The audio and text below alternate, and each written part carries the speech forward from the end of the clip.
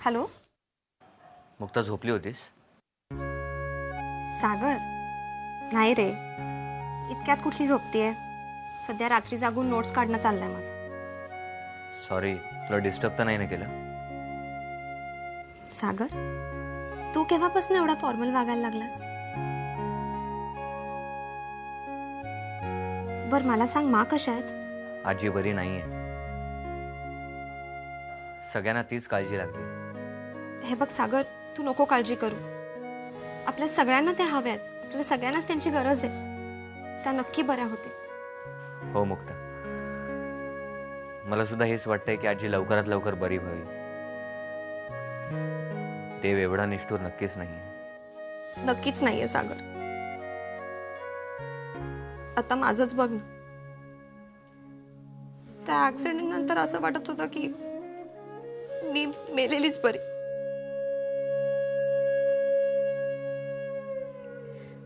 पण त्यातूनही बाहेर आलेच ना मी. मुक्ता प्लीज, तो विषय नको आता. नाही सागर, मला प्लीज बोलू दे. अरे, त्या ऍक्सिडेंट बद्दल जेव्हा मी त्रयस्थपणे बोलायला लागीन ना, तेव्हाच तो विषय संपणार आहे. पण तुलाच त्रास होईल म्हणून मी नको म्हटलं. पण सागर, तुम्हालाही सध्या सगळ्यांना खूप टेन्शन येणार आहे. आजी बरी नाहीये त्याचं टेन्शन तर आहेच,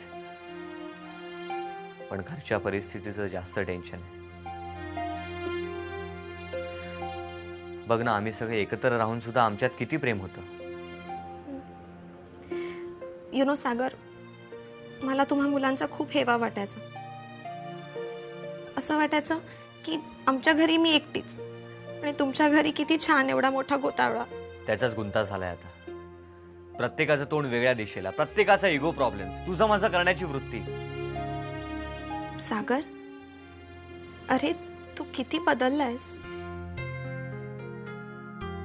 म्हणजे तू दुसऱ्यांचा विचार करायला लागलायस, नातीगोती जपायला लागलायस. मुक्ता प्लीज, स्वतःबद्दल एवढं चांगलं ऐकण्याची सवय नाहीये मला. एनिवे, यू टेक केअर सागर. आणि हे बघ, मानच्या तब्येतीची मला प्लीज खबर देत जा. Good night Mukta. Good night. Take care.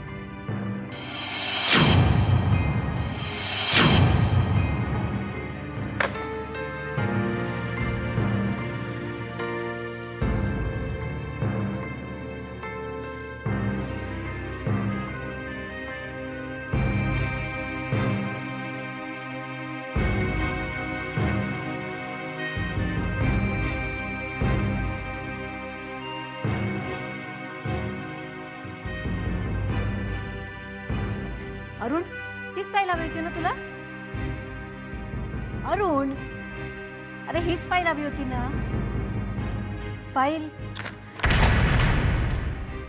अरे पण काय झालं?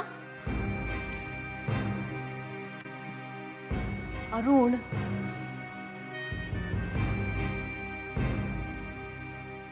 अरुण, मला नाही सांगणार? काय ऐकायचं तुला?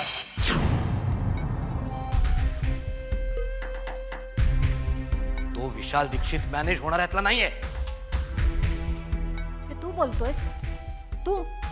अरे तूच सांगायचंस ना, ह्या जगामध्ये सगळी माणसं विकली जाणारी असतात, किमती फक्त वेगळ्या. चूक झाली माझी, चूक झाली. या विशाल दीक्षित सारखे काही असतात मूर्ख, जे विकले जात नाही. माझ्या माणसाचा अपमान केलाय त्यांनी, घरात हाकलून दिलं त्याला. माझा अपमान आहे हा. अरुण, माझे शब्द लक्षात ठेव निकी, लक्षात ठेव. या विशाल दीक्षितला एक संधी दिली, आणखी एक दिन, पण त्यानंतर नाही. माझा अपमान केलाय त्यांनी. माझ्या अपमानाची किंमत त्याला त्याचे प्राण देऊन चुकवावी लागेल. जी माणसं माझ्या समोर वाकत नाही त्यांना मोडावंच लागेल.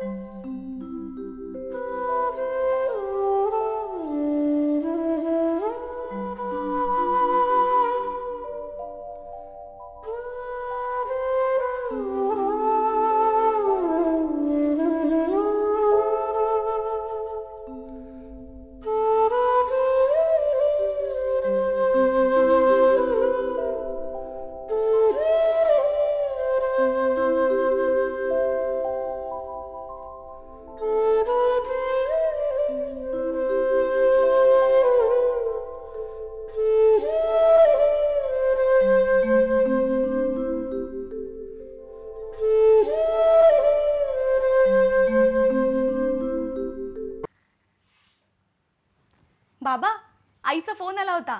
आजीची तब्येत आता बरी आहे. अरे वा, छान. गौरी, तुला माहिती आहे मासाहेबांनी किती कष्ट घेतले ते हे सगळं करण्यासाठी? तरुण वयातच आबासाहेब गेले आणि मासाहेबांनी जराही खचून न जाता हा डोलारा उभा केला. मुलाबाळांना शिकवलं आणि महत्वाची गोष्ट म्हणजे कुठल्याही भ्रष्टाचाराची सोबत न करता हे सगळं करून दाखवलेलं आहे. आपला आशिष नेहमी म्हणतो की प्रामाणिकपणामुळे फक्त 2 वेळेचं जेवता येतं. मासाहेबांच्या आयुष्याचा अभ्यास करायला हवा त्याने. खरं म्हणजे बाबा, आय एम सॉरी पुन्हा पुन्हा मी तोच विषय काढतो, पण खूप छान बातमी दिलीस तू. बरोबर. आता भूक लागली, एकत्र जेवायला बसूया का? चला, वाढते मी जेवायला. चल, मी मदत करतो तुला. नको, तुम्ही इथे आरामात बसून राहा. मी वाढते आणि मग तुम्हाला हाक मारते. बर.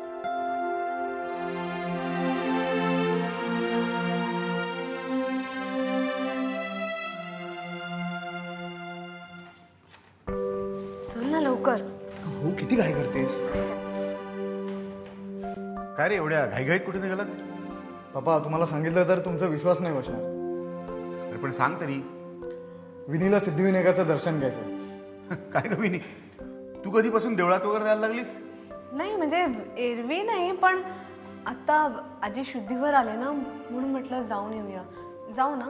नाही, जा. चल ना. चल. आलो मी.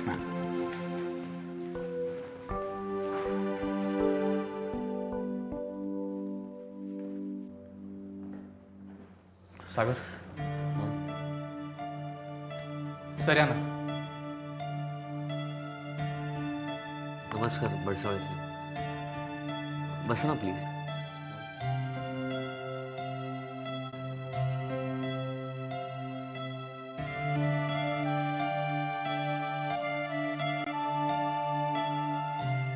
भरसावळे साहेब,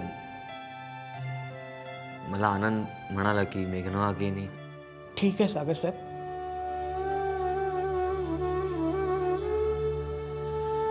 अहो, महासाहेबांच्या आणि गोवर्धन साहेबांच्या राज्यात राहून आम्ही कर्मचारी देखील स्वतःला उगाच या कंपनीचाच एक हिस्सा समजायला लागलो होतो.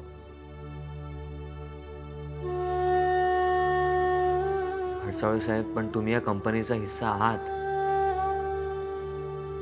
नाही सागर साहेब,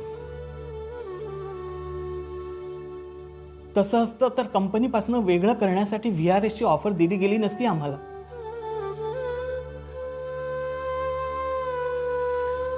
ॲक्च्युली भरसावळे साहेब, काय आहे ना की महासाहेब सध्या खूप आजारी आहेत, त्यामुळे कंपनीत हे सगळे गोंधळ चालू आहेत.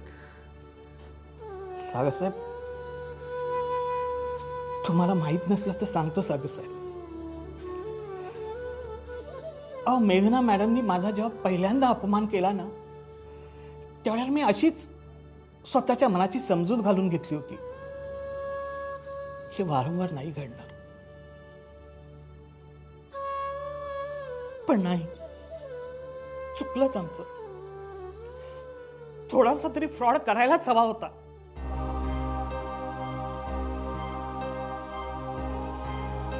म्हणजे आज जेवढं दुःख होतंय ना,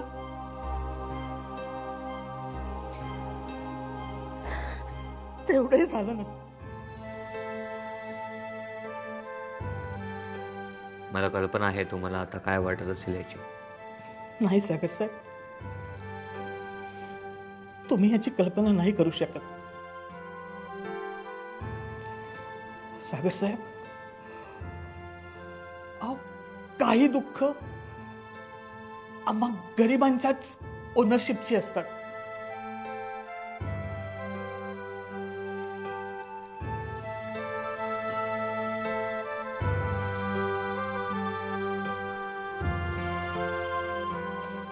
बरंच आहे तेही. आम्ही मध्यमवर्गीय लोक आणखी कशावर तरी आयुष्यात कधी मालकी सांगू शकत नाही.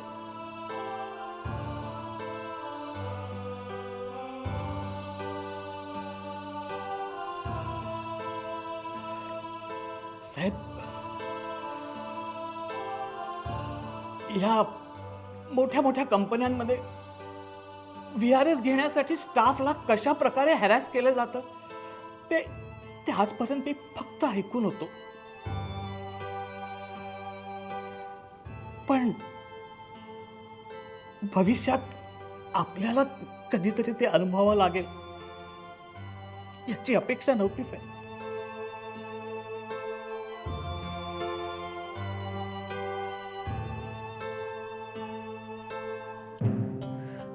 भरसावळे साहेब, मेघना काकीच्या वतीने मी तुमची माफी मागतो.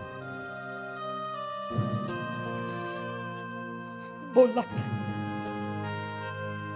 फार फार बरं वाटलं.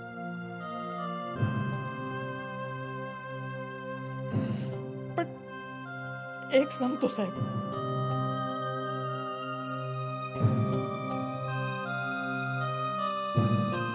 अपमानाचा एकमेव घाव असा असतो ना की जो शब्दाने किंवा सहानुभूतीने नाही भरून येत.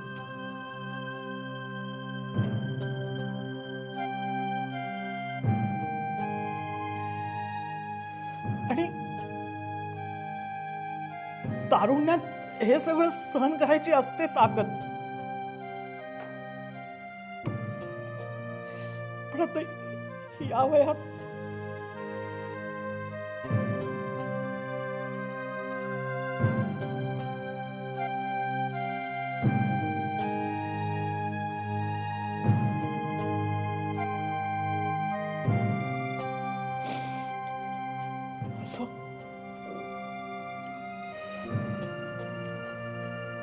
महासाहेबांची प्रकृती कशी आहे आता? आता फोन आला होता, बरं आहेत ते. आमचं उरलेलं जे काही आयुष्य असेल ते त्यांना मिळो एवढीच प्रार्थना करू शकतो.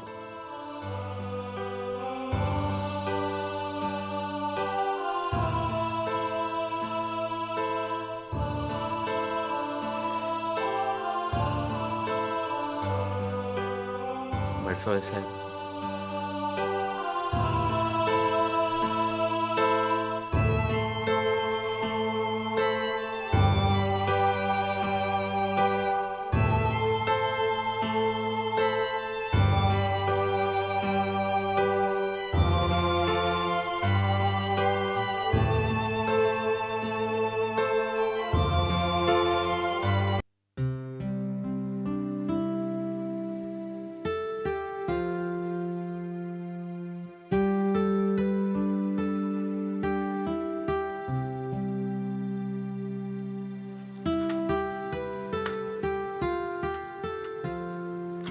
दर दिवसाला पालेभाजी करतो.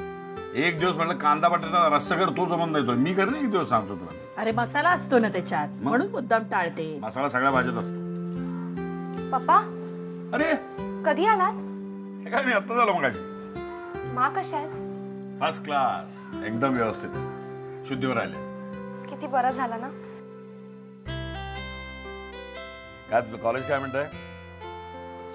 मी ना सगळ्या लेक्चर्सना बसले होते पप्पा. ब्रेकमध्ये सगळ्या प्रोफेसर्सनाही भेटले. सगळे म्हणाले माझा पोर्शन कव्हर अप करायला माझी मदत करतील. डिफिकल्टीज, इम्पॉर्टंट नोट्स सगळं देतील मला. गुड. बघ बरं झालं ना कॉलेजला गेलीस ते. हो पण आता ना मला एक एक दिवस महत्वाचा आहे ग. That's the spirit. हे असं पाहिजे. मुख्य म्हणजे पप्पा आज मला सगळा ग्रुप भेटला आमचा. तृप्ती, ओमकार. मी रेग्युलरली कॉलेज राहायला लागले ना म्हणून खुश होते सगळे. राकेश आला होता?